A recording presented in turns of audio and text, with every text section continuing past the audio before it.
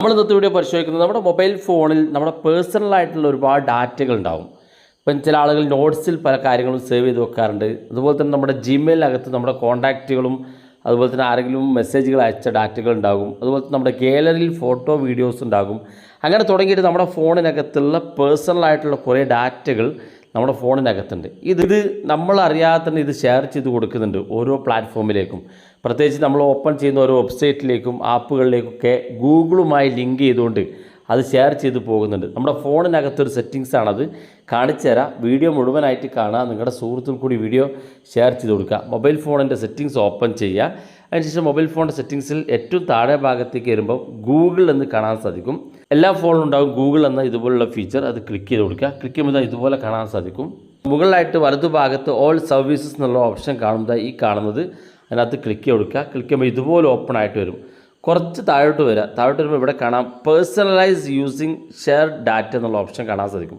നമ്മുടെ പേഴ്സണലായിട്ടുള്ള ഡാറ്റകൾ ഇത് ഷെയർ ചെയ്ത് പോകുന്ന പ്ലാറ്റ്ഫോമാണ്. ജസ്റ്റ് അതിനകത്ത് ക്ലിക്ക് ചെയ്ത് നോക്കിയാൽ നിങ്ങൾക്ക് കാണാൻ സാധിക്കും നമ്മളറിയാതെ നമ്മുടെ ഫോണിനകത്ത് നിന്ന് ഓരോ ഡാറ്റകളും ചോർത്തിക്കൊണ്ട് പോകുന്നത്. ഒന്നാമത്തെ കീപ്പ് നോട്ട്സ് ആണ്. നിങ്ങളുടെ ഫോണിനകത്ത് നോട്ട്സുകൾ ഉണ്ടാവും. പല ആളുകളും പാസ്വേഡുകളും അതുപോലെ തന്നെ മൊബൈൽ ഡാറ്റകളൊക്കെ സേവ് ചെയ്ത് വെക്കുന്ന ഒരു നോട്ട്സ് ഉണ്ടാവും. ഗൂഗിളിൻ്റെ നോട്ട്സൊക്കെ പോലെ നമ്മുടെ ഫോണിനകത്ത് പല കാര്യങ്ങളും സേവ് ചെയ്ത് വെക്കുന്നത്. അതിനകത്തുള്ള ഡാറ്റകൾ ഷെയർ ചെയ്ത് പോകുമെന്ന് കാണിക്കുന്നുണ്ട്.